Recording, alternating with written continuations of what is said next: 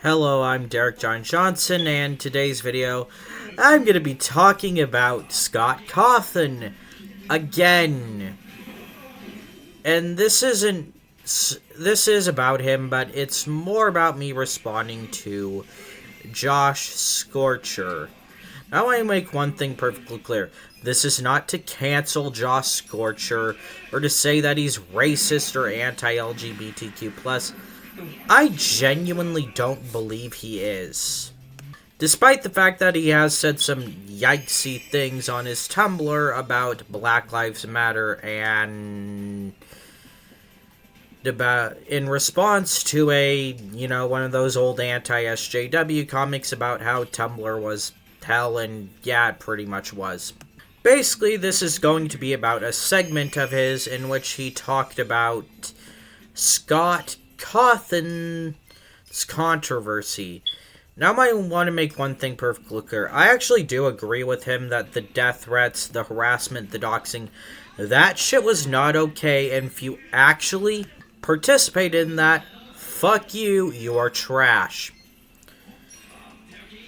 The doxing not only put Scott at danger, but also did to his family as well. And they did nothing wrong in this situation outside of being married to and having been made of the sperm of a guy who did something I personally do not like. But let's go on. First thing is that I don't think Josh Scorcher fully realizes how bad what Scott did actually was for some people. Now, you could look at this and just say, oh, it's just political donations. But here's the thing. These donations did give money to help people who do terrible things continue to do terrible things and stay in seats of power where they could affect the country with those terrible things. Just one look at Mitch McConnell's record on GLAAD will show you that he voted against blocking Trump's anti-trans military ban. He supported Don't Ask, Don't Tell and tried to keep it around.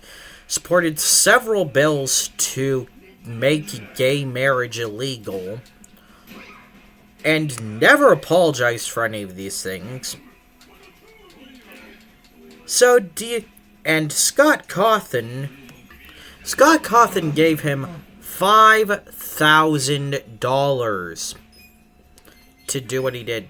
And sure, he said, oh, well, I don't agree with everything they said. But then why not just condemn the anti-LGBTQ plus stuff? Why not? Why go about it in such a vague way? Even other Republicans do not like Mitch McConnell.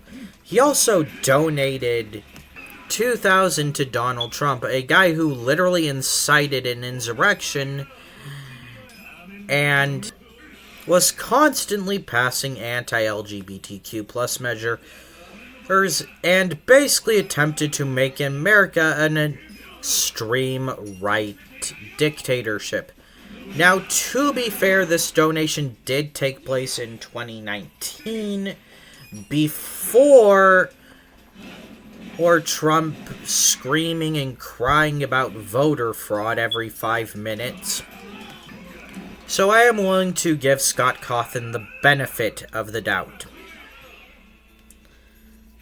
But can you not see how maybe, just maybe, people like me would not like somebody giving money to people who objectively do not want us to have certain rights, or constantly spread things that are genuinely harmful to us? He also gave money to the National Republican Senatorial Committee,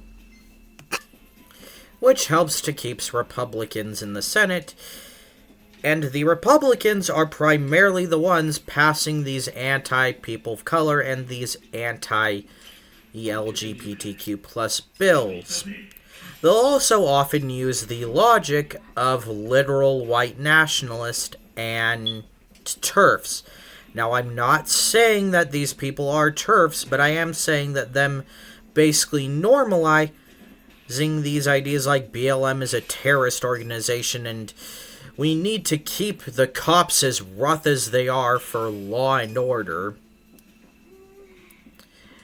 And that trans women are sneaking into our sports and transing our kids and beating our children are helping to normalize these kind of talking points.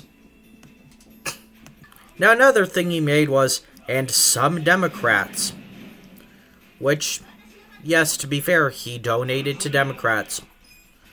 But A, Democrats can be bigoted too, and let's face it, the Democratic Party sucks.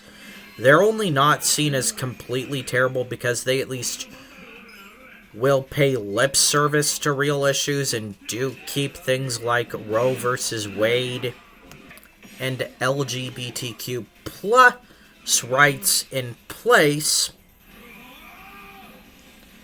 But the one he gave to was Tulsi Gabbard. Now, to be fair, I don't know if he knew exactly how bad she was, but considering she's literally pushed anti-trans legislation to keep trans women out of sports. Oh, and she's also defended U.S. imperialism and drone strikes as a way to punish terrorists. Well, terrorist in quotation marks. Yeah, I'm gonna say she's not exactly a stunning example. And here's the thing. Scott Cawthon seemed awfully emotionally manipulative after this. I'm going to look at his letter and read some go through it and basically point out why I think it was emotional manipulation. Before I say anything else, check out this awesome piece of fan art. Pretty amazing stuff, right? I have boxes and boxes of artwork that I've saved over the years. And underneath this little picture is unnamed fan, 8 years old. Now, fair, maybe I'm reading too much into this, so if I'm wrong, please feel... Scott, if you're actually watching, please feel free to tell me, buddy. But, like, this is pretty gross. He's literally right out the box basically just using this fan art to basically try to tug at your heartstrings and basically manipulate you into thinking, oh, what a good guy. He appealed to 8-year-olds. Anybody who would hurt an 8-year-old who drew such a nice little picture is so wrong and evil. Like, straight up, this is just a way to try to get you to not think and just to go with his narrative. I'm not going to read through this whole thing, but like, yada yada. And, basically goes on about how I miss making games for my kids. I miss doing it just for fun. I miss making even RPGs, even though I stink at it. Now, okay, in a vacuum, that's actually kind of a nice little sentiment. Taken with this whole thing, though, it kind of seems more like he's just doing it as a way to paint himself as the victim, as this pure good soul who just wants to take care of his kids and have fun and do nothing wrong.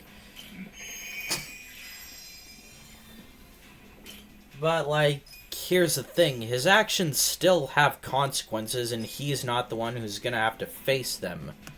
Now he talks about tremendous love and support over this last week, a lot of which has come from the LGBTQ community.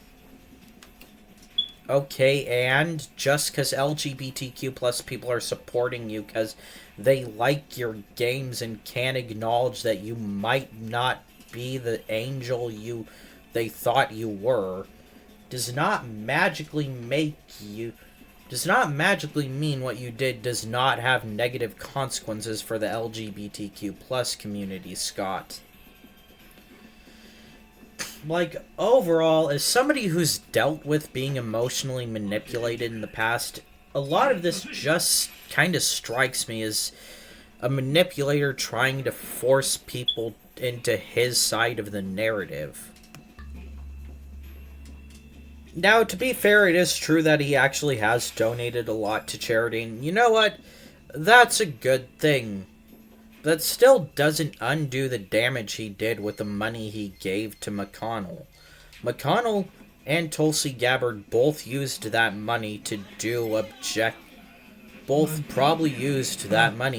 objectively harmful things, and probably helped them remain in places of power and influence where they could affect how people like me get rights or are treated.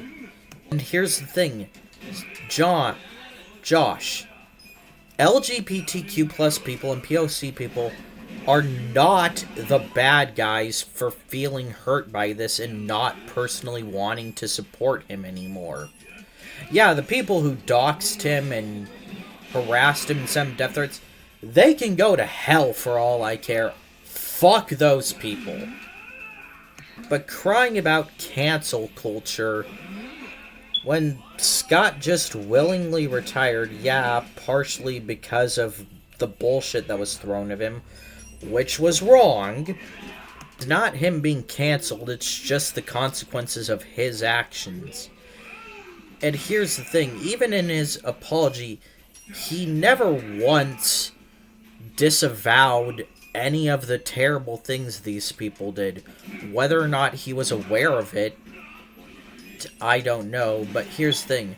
All I really want from Scott is just a sincere apology and him trying to do better moving forward. The best Scott ever did was literally just give a vague, oh, I don't agree with them on everything, I just think they can run the country the best, even though Mitch McConnell has been helping to run the country for years and hasn't improved anything for anybody outside of maybe a very few select circles of people. And while, to be fair, Scott Cawthon did give money to a candidate who openly supports LGBTQ plus rights, he also only gave him $5.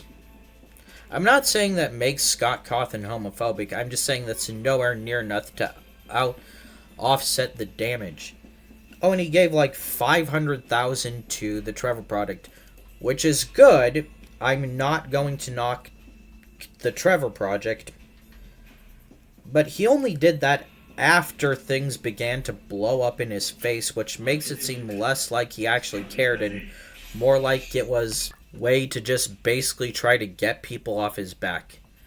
And I know I'm probably going to get some Scott Cawthon fans in the comments below. Look, I get it. You don't want to hear this shit, but I have to keep doing this because I'm the one who gets affected by things like this. Then I get told I'm the bad guy for being naturally upset. Just like I think Josh Scorcher would be if somebody donated money to an organization to kill all the Christians. Or a black member of Scott's audience would be if somebody was donating money to Richard Spencer. Well, that's a video for date. Bye.